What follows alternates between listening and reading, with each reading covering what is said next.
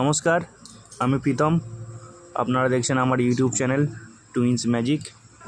তো টুইন্স ম্যাজিকে আবার চলে এলাম একটা নতুন ভিডিও নিয়ে, একটি রান্নার ভিডিওই বলতে পারেন। আজকে দেখাবো আপনাদের কিভাবে ঠেকুয়া তৈরি করতে হয়। দেখুন, প্রথমে 2 বাটি সুজি নেওয়া হলো, 2 বাটি ময়দা নিয়ে নেওয়া হলো, তারপরে 1 বাটি সুজি, তারপরে দেওয়া হবে একটু মৌরি,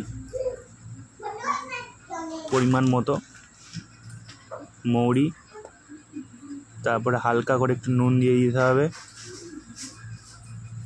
টেস্ট যাতে ব্যালেন্স থাকে। তারপরে যদি চিনি আপনারা গোটা চিনি দিতে চান, 2 বাটি ময়দা 1 বাটি সুজির সাথে 1 বাটি চিনি অবশ্যই দিতে পারেন। আমি হাফ বাটির মতো চিনি দিলাম, কারণ বাকি যে চিনিটা এক্সেস সেই চিনিটা কিন্তু আমি দেখুন ঢালছি, ঢেলে গরম জলের সাথে ফুটিয়ে একটা চিনির রস তৈরি করে নেব। যে রসটা দিয়ে কিন্তু এই ময়দা সুজি এইগুলোকে ভালো করে মাখা হবে। এই যে জলে চিনি দিয়ে ফোটানো হবে কিছুক্ষণ, এ অটোমেটিক রস তৈরি হয়ে যাবে। এই খুব মুখরোচক খাবার একটি, যদিও এই ঠেকুয়া একটি ছট পূজার প্রসাদ, তাহলেও এটা খুবই মুখরোচক খাবার। এই প্রসেসে আপনারা বানিয়ে দেখতে পারেন। আমি কিন্তু এই প্রথম বানিয়েছিলাম এবং খুবই ভালো খেতে হয়েছে। আপনারা একবার দেখতে পারেন বানিয়ে। প্রথমে ভালো করে মিশিয়ে নিতে হবে ময়দা, সুজি, নুন, চিনি এবং মৌরি দিয়ে ভালো করে মিশিয়ে নিতে হবে। তারপরে আপনাকে ময়াম দিতে হবে ঘি দিয়ে। ময়াম দেওয়া যতটুকু বেশি পরিমাণ ঘি দিয়ে আপনি মাখতে পারবেন, ময়ামটা দেবেন, ঠেকুয়াটা ঠিক ততটুকুই ভালো খেতে হবে। আমরা প্রায় 100 গ্রামের কাছাকাছি ঘি দিয়ে দিয়েছিলাম। 50 গ্রাম ঘি দিলেও চলতো এতে, কিন্তু ওই যে বললাম, যতটুকু বেশি করে ঘি দেবেন তত টেস্টটা আরও ভালো খুলবে, আরও ভালো খেতে লাগবে। ঘি দিয়ে ভালো করে মেখে নেওয়া হবে পুরো ময়দাটা।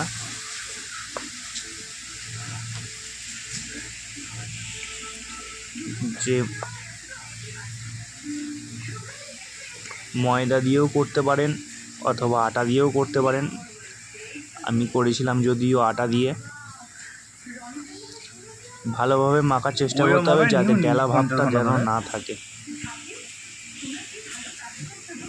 এবং তারই মধ্যে দেখুন কাজু কিশমিশ রেডি করা আছে।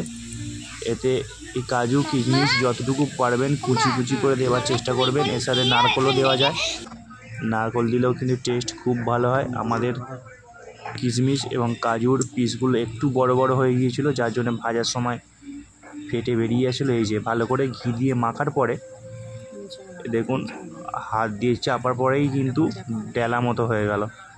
তার মানে আপনি জানবেন যে মোটামুটি ভালোভাবেই আপনার আটা মাখাটা তৈরি প্রথম স্টেপের জন্য।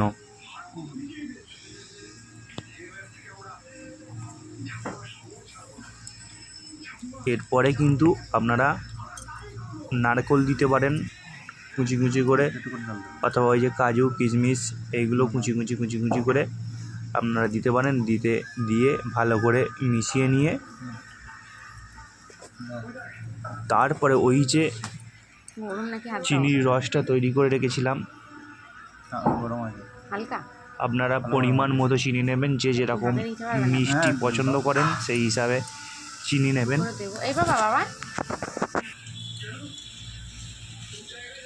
পরিমাণ মতো কিন্তু চিনি নেবেন, যেরকম মিষ্টি পছন্দ করেন।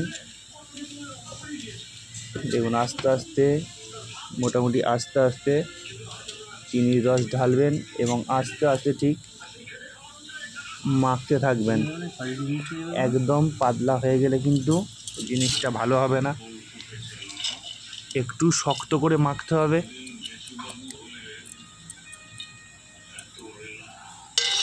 একদম নরম যাতে না হয় এবং একদম শক্ত যাতে না হয় সেই হিসাব করে এটা মাখতে হবে। আর ওই যে বললাম নারকোল বলুন, কাজু বাদাম বলুন, কিশমিশ বলুন, এগুলো কিন্তু যতটুকু পারবেন ছোট ছোট করে কুচি কুচি করে দেওয়ার চেষ্টা করবেন, কারণ এইগুলো যতটুকু বেশি ডেলা হয়ে যাবে তখন কিন্তু দেওয়া যাবে না, পেঁয়াজের গন্ধ ছাড়বে, কড়াই ছাড়ার সময় ছেড়ে যেতে পারে। দেখুন মাখা প্রায় প্রস্তুত, মাখা প্রায় প্রস্তুত। এই যে দেখুন ঠেকুয়া শেপ প্রায় চলে আসছে। এবার যে যেরকম ছাঁচ দিতে পারেন সেই রকমভাবে ছাঁচ দিয়ে দেবেন। এই মাখাটা প্রস্তুত করার পর মিনিট 10 মতো আপনারা যদি এই মাখাটাকে চাপা দিয়ে রাখতে পারেন তাহলে কিন্তু বেশ ভালো হয়। এবং আপনাদের যাদের মনে হবে না চাপা দেবেন না, নাও দিতে পারেন, কোনো অসুবিধা নেই। তবে চাপা দিয়ে রাখলে ভিতরে যে সুজিটা সেই সুজিটা একটু খোলার চেষ্টা করবে এবং জিনিসটা আরও বেটার হবে।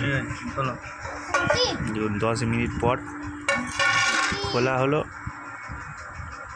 খুলে কিন্তু এরপরে ইজি প্রসেস, আপনারা যে যেরকম পারেন ছাঁচ দেবেন। এরকম ছাঁচ রেডি।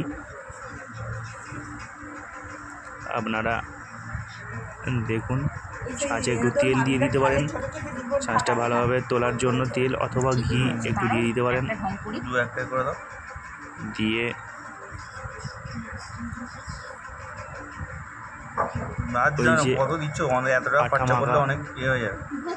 যে আটা যে মেখে রেখেছিলাম সেই আটা মাখাটাকে নিয়ে দেখুন ভালো করে ছাঁচের মধ্যে দিয়ে, যাদের কাছে ছাঁচ নেই তারা গোল গোল করেও বিস্কুটের মতো স্টেপ দিয়ে দিতে পারেন, তাহলেও কিন্তু খুব খারাপ হবে না। দেখুন ছাঁচটা কত সুন্দর উঠছে, খেতে কিন্তু খুবই সুন্দর হবে, পুরো খাস্তা এবং খুব টেস্টি।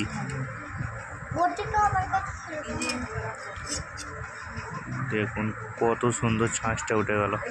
এভাবে কিন্তু দু তিনটে দেখাবো আপনাদের, আপনারা গোল গোল করে নিতে পারেন, অথবা যদি আপনাদের ছাঁচ দেবার মতো কিছু থাকে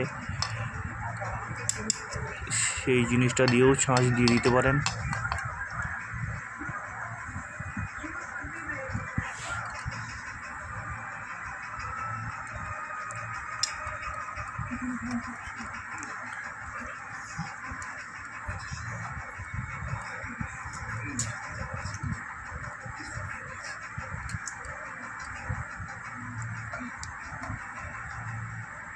খুব ভালো এই সাইজের করলে মোটামুটি যে সাইজটা হচ্ছে এই সাইজের করলে মোটামুটি আমি প্রথমে নিয়েছিলাম 2 বাটি আটা, 1 বাটি সুজি এবং 1 বাটি চিনি। দেখুন প্রায় অনেক কটা ছাঁচ, প্রত্যেক কটা ছাঁচ তোলা সম্ভব হচ্ছিল না বলে আমি যে গোল গোলগুলো একটু অন্য কিছু দিয়ে বানিয়েছিলাম। রেডি। এবার তেল গরম করতে দেওয়া হবে, তেল গরম করে তেলে ছাড়তে হবে। তেল গরম হচ্ছে, ওটা তেলটা উল্টে না যায়। এই যে সংমিশ্রণটা ছিল 2 বাটি আটা, 1 বাটি সুজি, 1 বাটি চিনি, মোটামুটি এই যে সাইজটা আমি বানিয়েছি এটা করলে কিন্তু 50 থেকে 60টা অথবা 65 পিসের মতন ঠেকুয়া তৈরি হবে।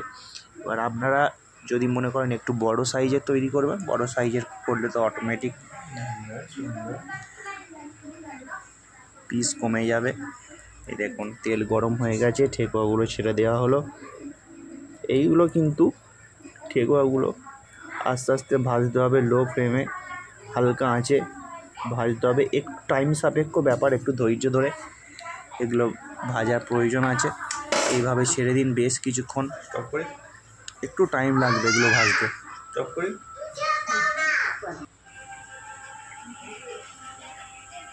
দেখুন হালকা কিছুক্ষণ পর আস্তে আস্তে উল্টে দেবেন, লালচে ভাব চলে আসবে।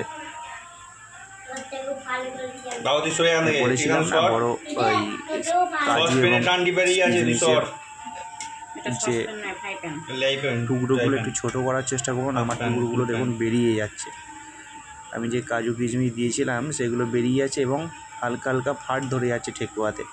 এই প্রবলেমটা হতে পারে, তাই যতটুকু পারবেন কাজু কিশমিশ অথবা নারকোলটাকে কুচি কুচি করার চেষ্টা করবেন। এই দেখুন লালচে লালচে ভাব হয়ে এসছে, খুব বেশিক্ষণ লাগবে না। লালচে লালচে ভাব হয়ে গেলেই কিন্তু তুলে রেখে দেবেন। আর একটা কথা বলি, ঠেকুয়াটা ভাজার সময় কিন্তু নরম থাকবে। কখনো ভাববেন না যে নরম আছে এখনও তুলবো না, পরে তুলবো, এই ভাবটা রাখবেন না। এই যে লালচে ভাব হয়ে গেছে তার মানেও জানবেন ঠেকুয়া প্রস্তুত। এটাকে তুলে কিছুক্ষণ রাখলেই যতটুকু ঠান্ডা হবে, যত আস্তে আস্তে ঠান্ডা হবে এই ঠেকুয়াটা, তত আস্তে আস্তে কিন্তু মচমচে হবে, তত আস্তে আস্তে কিন্তু খাস্তা হয়ে যাবে।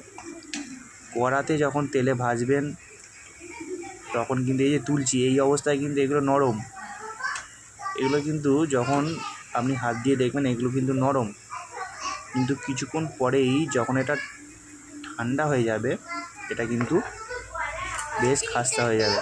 নরমটা সঙ্গে সঙ্গে নরম ভাব